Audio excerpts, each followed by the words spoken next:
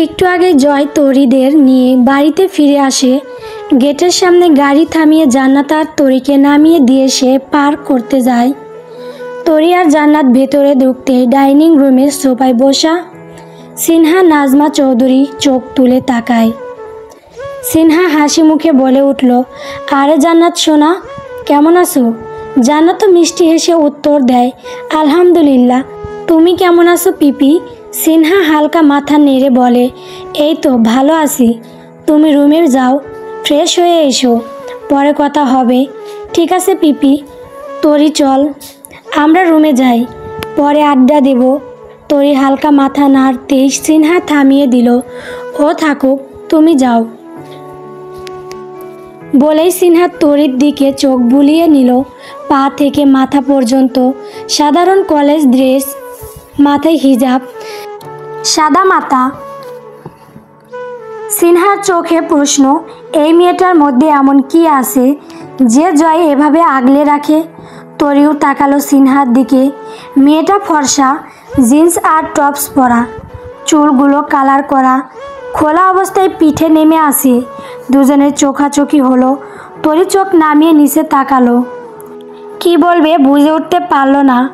আর সিনহার অগ্নিদৃষ্টি যেন বুক ভেদ করে ঢুকে গেল তরির মনে। ঠিক তখনই জয় এসে দাঁড়ালো। একবার সিনহার দিকে তাকিয়ে মায়ের দিকে তাকালো, ঠোঁটের তাচ্ছিল্যের হাসি ফুটিয়ে তুলল। তারপর জান্নাতকে বলল, তুমি রুমে যাও, ফ্রেশ হয়ে নাও। জান্নাত দাঁড়িয়েছিল, মনে হচ্ছিল আরও কিছু শুনবে, কিন্তু জয় আসাই সে চুপচাপ উপরে চলে গেল। জয় আর কিছু না বলে তরি হাত শক্ত করে ধরে সবার সামনে দিয়ে সিঁড়ি বেয়ে উপরে উঠতে লাগলো। তরি একটু লজ্জা পেল, এভাবে সবার সামনে হাত ধরে নিয়ে যাওয়া ওর তো অভ্যাস নেই। তবু জয়ের হাতটা ছাড়ানোর সাহস হলো না তার। আর সেই মুহূর্তে তরির মনে প্রশ্নটা ঘুরে ফিরে বাজতে থাকলো, এই মেয়েটাকে? সিনহা অগ্নিদৃষ্টিতে তাকিয়ে রইল তাদের পিছনের দিকে। তারপর পাশে বসা নাজমা চৌধুরীর দিকে ঘুরে বলল, খালামণি, দেখলে তো তোমার ছেলের তেজ কেমন? নাজমা চৌধুরী হালকা গম্ভীর স্বরে বললেন, ছেড়ে দাও ও জয়কে, তার চেয়ে ভালো ছেলে তুমি পেয়ে যাবে। সিনহা ঠোঁট বাঁকিয়ে হেসে উত্তর দিল, আমার ভালো ছেলে লাগবে না খালামণি, আমার জয়কেই চাই, যেভাবেই হোক। নাজমা চৌধুরী দীর্ঘশ্বাস ফেলে বললেন, শোনো, ভুল ট্রেনে উঠলে পরের স্টেশনে নেমে পড়তে হয়। তুমি ভুল ট্রেনে উঠেছো, এখন নামো। সিনহা ঠান্ডা গলায় জবাব দিল, যদি পরের স্টেশনটা অনেক দূরে হয় খালামণি, তাহলে নামবো কিভাবে? নাজমা চৌধুরী শান্ত অথচ ধীর কণ্ঠে বললেন, তুমি ঠান্ডা মাথায় ভাবে, যেটা তোমার নয় সেটা নিয়ে বাড়াবাড়ি না করাই ভালো। সিনহা একটু তীক্ষ্ণ দৃষ্টিতে বলল, ওকে খালামণি, আমি ঠান্ডা মাথায় ভাববো কিভাবে ওই জিনিসটা আমি নিজের করে নিতে পারি। এই বলে সে উঠে দাঁড়িয়ে নিজ রুমের দিকে চলে গেল। নাজমা চৌধুরী তার চলে যাওয়ার দিকে কিছুক্ষণ তাকিয়ে রইলেন। তারপর নিঃশব্দে নিজ রুমে চলে গেলেন। জয় তরি ফ্রেশ হয়ে এসেছে। তরি বেলকনিতে দাঁড়িয়ে মনের মধ্যে একটাই প্রশ্ন ভাবছিল, মেয়েটা কে? কিন্তু জয়ের কাছে তা বলার সাহস হয়নি। হঠাৎ জয় বেলকনিতে এসে পিছন দিক থেকে তরিকে জড়িয়ে ধরে, থতনি তার কাঁধে রাখে। তরি একবার জয়ের দিকে তাকায়, তারপর আবার বাইরে তাকায়। জয় থাকলেও এগুলোই তার আচরণ। কিছুক্ষণ পরে জয় বলে উঠল, কি হয়েছে, মন খারাপ নাকি? না, একটা কথা জিজ্ঞেস করব। নিচে যে মেয়েটা দেখেছে ওর কথা। তরি চমকে জয়ের দিকে তাকায়, তারপর বলল, আপনি কিভাবে জানলেন? জয় হাসতে হাসতে উত্তর দেয়, আমরা বাঙালি, মেয়েরা মানুষ, তাদের জানার জিজ্ঞাসার আগ্রহ কখনো শেষ হয় না।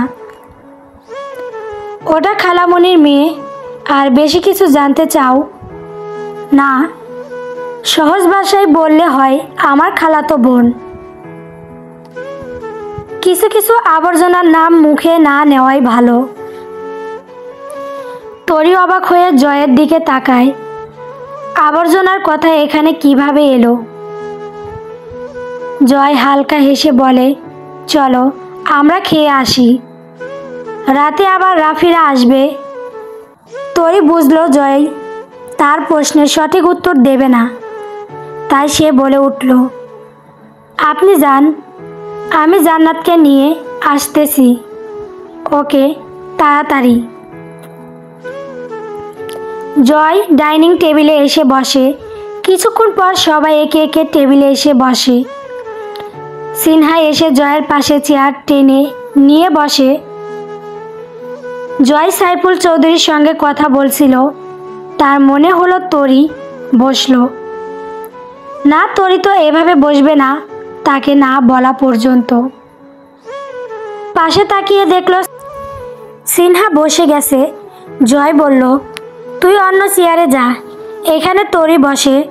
কিন্তু সিনহা জয়ের কথায় কান দেয়নি, নিজের মতো খাবার প্লেট নিতে লাগলো। তখনই তরি জান্নাতকে নিয়ে এসে দাঁড়ালো। জান্নাত চেয়ারে বসলো আর তরি দাঁড়িয়ে রইল। জয় তাকিয়ে বলল, কি হলো, তুমি বসো। তরি একবার সিনহার দিকে তাকিয়ে জয়কে বলে, আপনারা খান, আমি পরে খাই। সাইফুল চৌধুরী বলে উঠলেন, বৌমা বসে পড়ো, পরে একা একা খেতে ভালো লাগবে না। তরি আর কিছু না বলে চুপচাপ বসে পড়লে জান্নাতের পাশে। জয় আর কিছু না বলে প্লেটে ভাত নিতে গেলে তার আগে সিনহা দিয়ে দেয়। জয় বলল, আমার হাত আছে, একাই নিয়ে খেতে পারি। নাজমা চৌধুরী বলল, মেয়েটা একটু শখ করে দিতেছে, তা কি জন্য? আমি কারো শখের ধার ধারি না। আর কেউ কিছু না বলে চুপচাপ খেতে লাগলো। সিনহা মাঝে মধ্যে জয়কে এটা সেটা দিয়েছে জোর করে। জয় দ্রুত খেয়ে উঠল, তারপর তরির দিকে তাকিয়ে বলল, তাড়াতাড়ি রুমে আসো। এভাবে সবার সামনে বলল তরি লজ্জা পেল। জয় আবার তার আব্বুকে বলল, আব্বু আমি যদি তোমাকে কিছু গিফট করি তুমি নিবে না? হ্যাঁ, কি জন্য নেব না? কি গিফট দিতে চাও? আমি তোমাকে গিফট হিসেবে দেব আমার 1 ডজন সন্তান, নিবে না? জয় কথাটা বলে সিনহার দিকে তাকালো। সিনহা অগ্নিদৃষ্টি দিয়ে তাকায়। সাইফুল চৌধুরী ভাত মুখে দিয়েছিল জয়ের কথা শুনে ভাত তুলতে গিয়ে আটকে গেছে।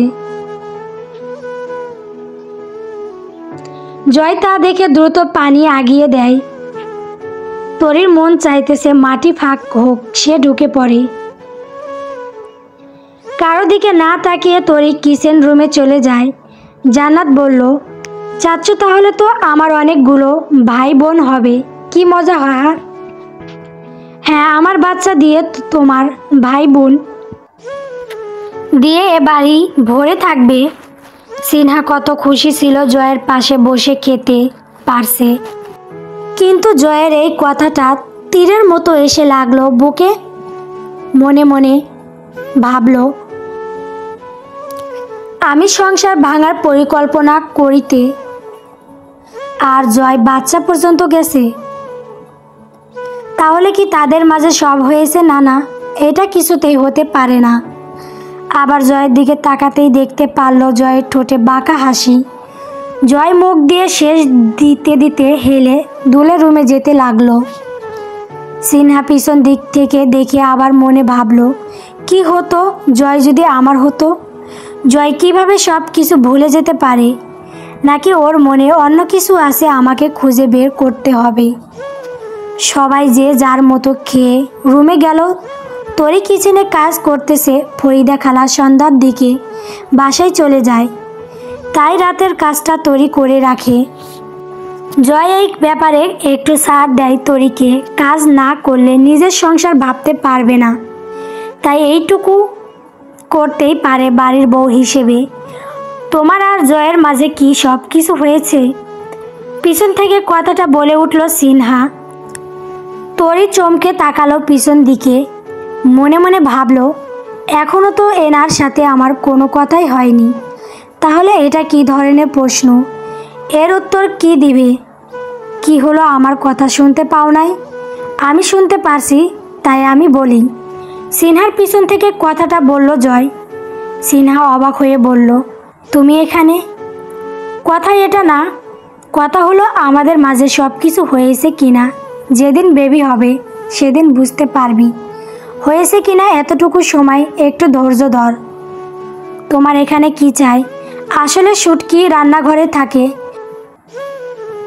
বিড়াল আবার শুটকির ঘ্রাণে ঘ্রাণে রান্নাঘর পর্যন্ত আসে। আমার সন্দেহ হয়েছিল, দেখি শুটকির খোঁজে বিড়াল আবার রান্নাঘরে এসেছে কিনা। দেখ, আমার সন্দেহ ঠিক হলো। জয়, তুমি এভাবে আমাকে বলতে পারো না। উচ্চস্বরে বলল, তাহলে মানলি তুই বিড়াল? হা হা, এর প্রতিশোধ আমি তুলব। জয় একটু নিচু হয়ে ফিসফিস করে বলল, তাতে আমার বাল ছিঁড়বে। গল্প এক সন্ধ্যাময় প্রেম।